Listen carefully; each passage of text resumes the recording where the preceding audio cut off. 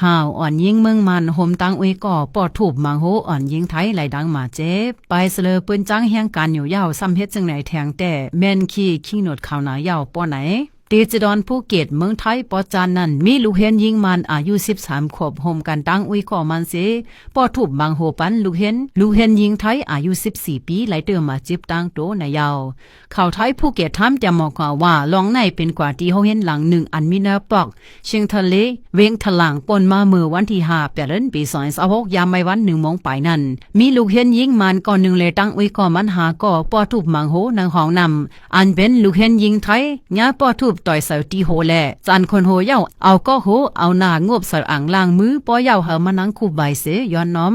พ้องตึกกลมโหเสไว้นั่นใบหญ้าเอาตีนปิดใส่น้ำมานังแทงว่านังไงลองตั้งในแต่เป็นมาที่อันมีลองเสซ้อมลองคนนุงตั้งไม้ค่าไข่จื้อกันลูกเห็นไผอ่อนยิงมันนั่นตาสีก็เป็นลูกอ่อนนะโฮเห็นเหลียวกันแทง2ก็จำเป็นลูกอ่อนต่างโฮเห็นในเย้าเดี๋ยวได้ลองในไผดังผู้ก้อนโฮเห็นแลครูสอนเขาหลายห้องเอาบ้าพ่อแม่ก็ลง2ไผคบอุบกันสั่งสอนปันตามถึงไผดูเห็นมันยาวกว่ายาวก้วยกามือเลยหันคลิปวิดีโอลองอันอ่อนยิงไทยยาเฮ็ดให้แลเพจจอดเนื้อสื่อตรงวงกลยาวจึง